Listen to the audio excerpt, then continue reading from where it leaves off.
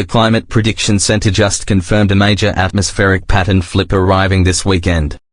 A western trough and eastern ridge will replace the pattern that has dominated all spring. That flip peaks right as we enter the historically violent May 19th severe weather window. By second 12, text overlay enlarges, weekend upgraded to 15% severe. Quick cut to SPC Outlook maps for Saturday and Sunday, both marked 15%. Sharp, urgent beep. The SPC upgraded both Saturday and Sunday from predictability too low to a solid 15% severe probability overnight.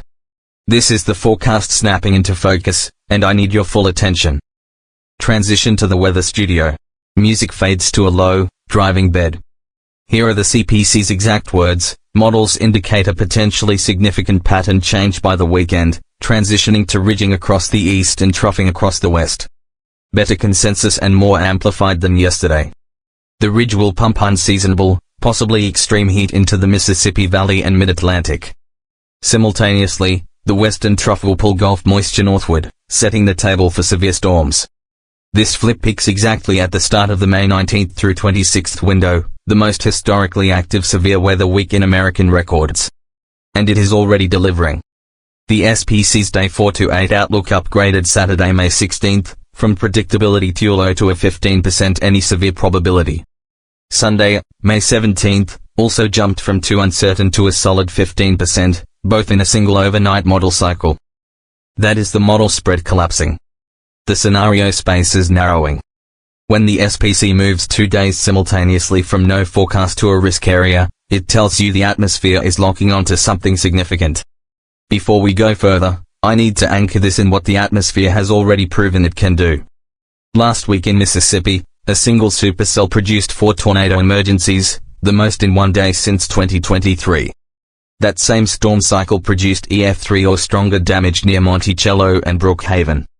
Meanwhile, Springfield, Missouri, recorded 5-inch hail, one of the costliest hail events in city history. Combine that with the Illinois state record 6-inch hailstones in Kankakee, and this spring has generated 2 of the most extreme hail events in state histories within weeks. The same atmospheric engine is now rebuilding. The pattern is not creating something new. It is reconstructing the exact conditions that produced 4 tornado emergencies, state record hail, and multiple violent tornadoes. And now, the CPC tells us it is growing more amplified with better consensus than yesterday. Here is why the flip matters. All spring, a western ridge and eastern trough kept cold air pouring into the central U.S., driving repeated outbreaks. Now the ridge is moving east, the trough is moving west, and the transition itself is historically the most volatile period for severe weather. With the western trough in place, Gulf moisture will stream northward unimpeded. The eastern ridge will push temperatures into record-challenging territory, creating a massive instability reservoir ahead of the dry line. The CPC explicitly warns of possible extreme heat conditions from the middle Mississippi Valley to the mid-Atlantic between May 14th and 18th. Memphis, Nashville, St. Louis, Cincinnati, even Washington, D.C. and Philadelphia could see dangerous early-season heat. In May, before air conditioning is fully activated and before bodies have acclimated, extreme heat is disproportionately lethal. And these are the same communities already recovering from power outages and storm damage. Heat safety is not separate from the severe weather crisis, it is the same emergency in a different form. Now let's go day by day. Today, Wednesday, a northwest flow pattern keeps a 5% severe risk with a 15% wind probability over the Midwest and Ohio Valley. Damaging gusts are the main concern. Isolated brief tornadoes cannot be ruled out in Kansas, Missouri. Scattered storms are possible in the same northwest flow zone. The European model hints at a slightly stronger shortwave, so check Thursday morning's update. Friday, predictability too low remains, but by afternoon a moist, unstable air mass will be in place from North Texas to central Missouri. This is the moisture return day, the setup for Saturday. Saturday, the dry line sharpens from the eastern Texas Panhandle into west-central Kansas. Dew points in the 60s, moderate instability, and a shorter wave trigger will fire scattered supercells from western Oklahoma into central Kansas.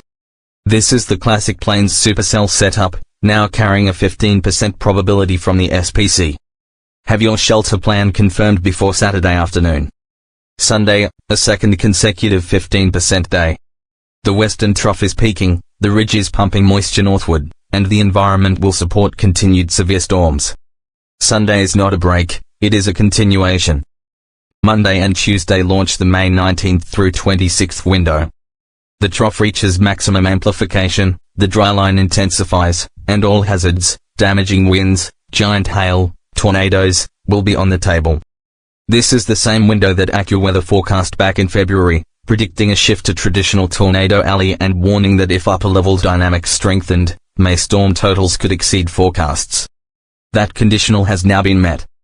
The upper-level dynamics are strengthening faster than models showed 48 hours ago.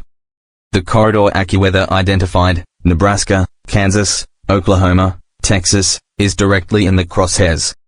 I want you to understand one thing clearly, the atmosphere has already demonstrated its ceiling. 4 tornado emergencies in one day in Mississippi. Historic hail in Illinois and Missouri.